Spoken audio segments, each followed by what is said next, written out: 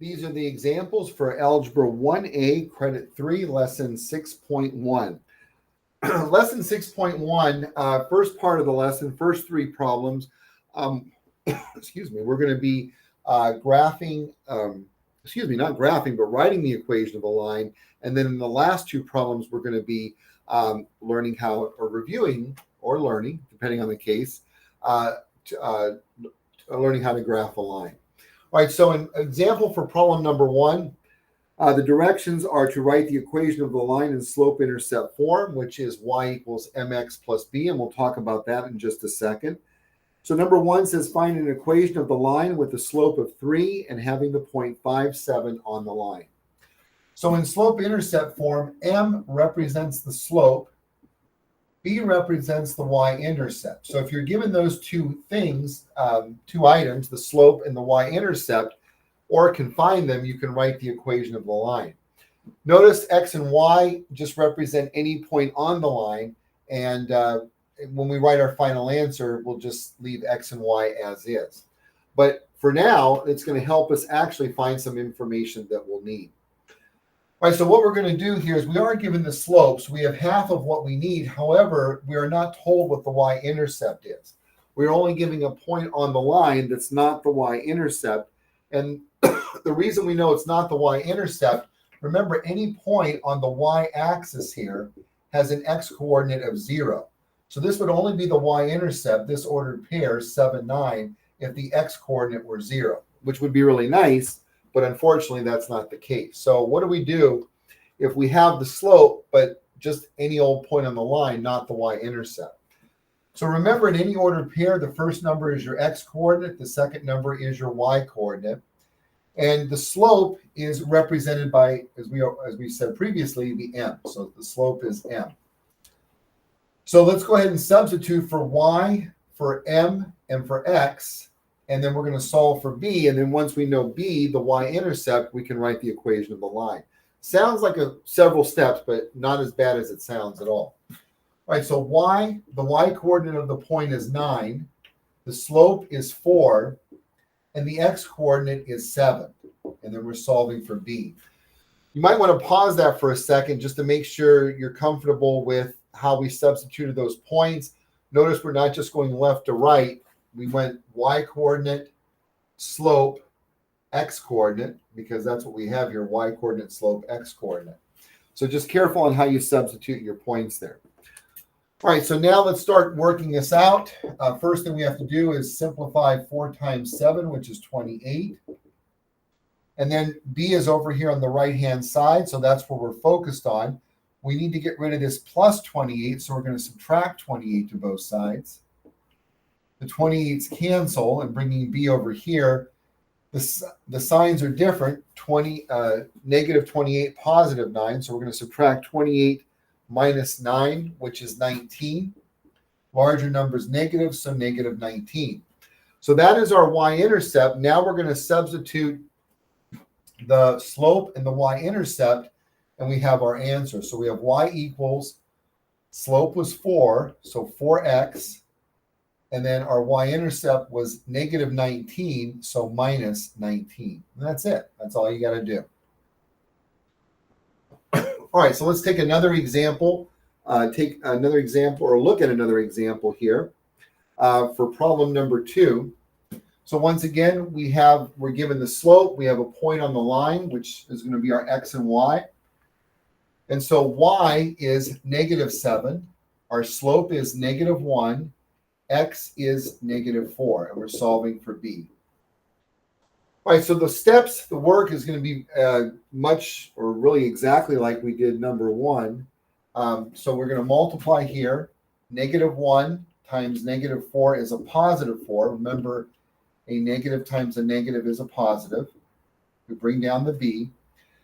So this time we have a positive 4 here again, so we're going to subtract 4 to both sides.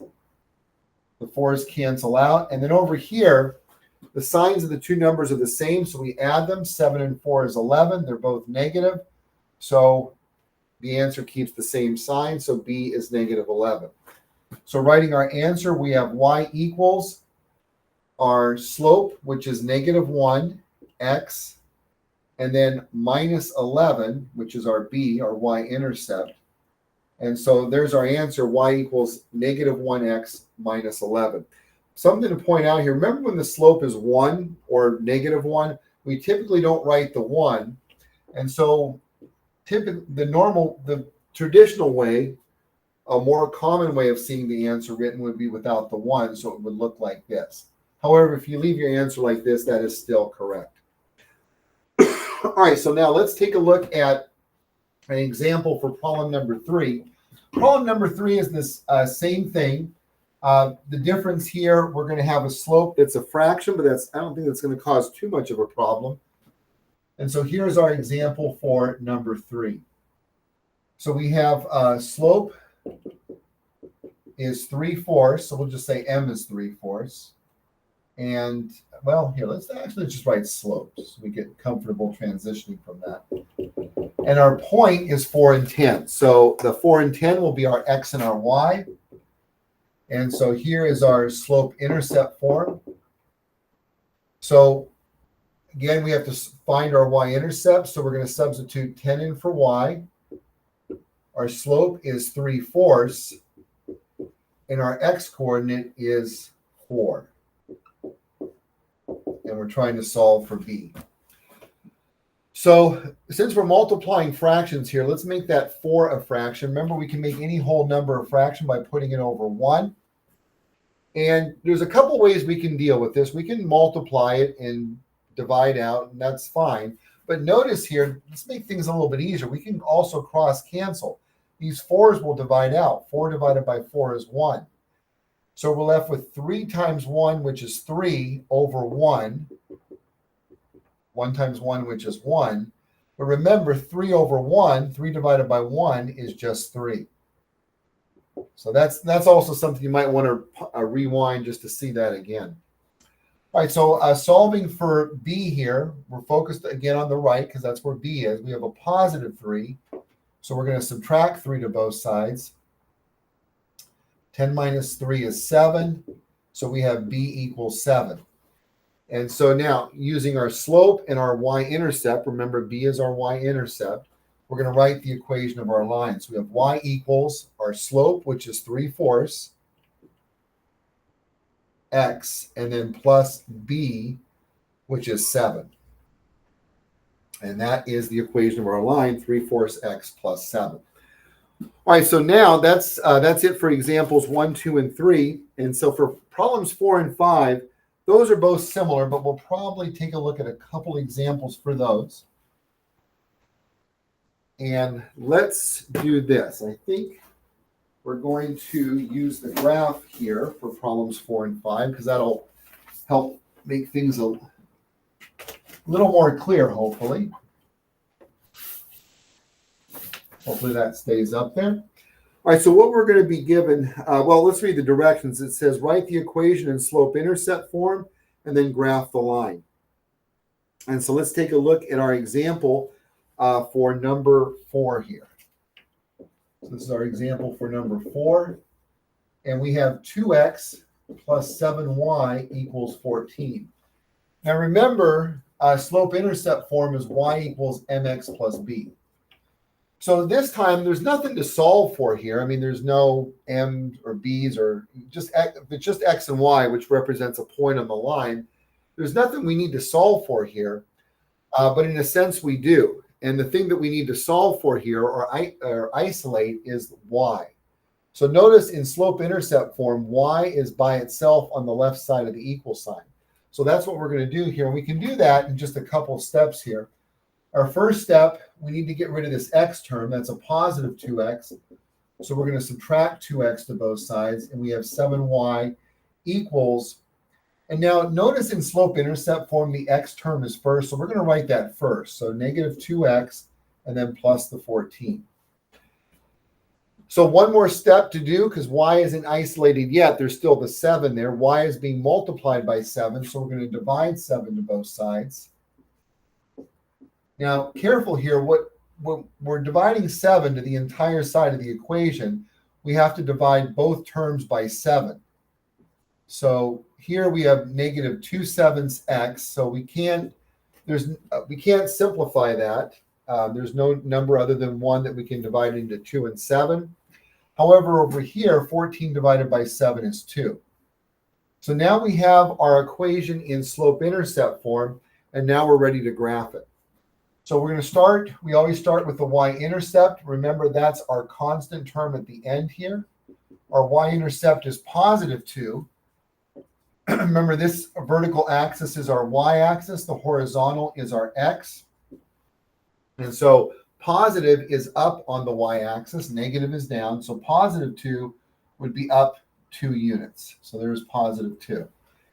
Then we're going to locate one more point on the line using the slope. The slope, remember, is the number that's next to the x. That's to the left of the x, or we should say the coefficient of x. Remember, slope is rise over run.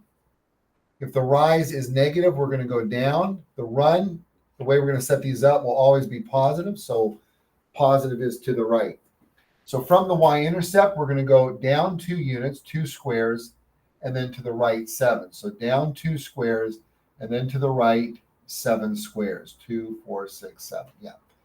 And we're going to put a point there, and then all we need to do is get a ruler and connect those points, and we have our line. And remember, this is a line, so we're going to connect the points beyond the points, because a line, remember, goes on forever in both directions, and to indicate that, we're going to put arrows on the end of the line.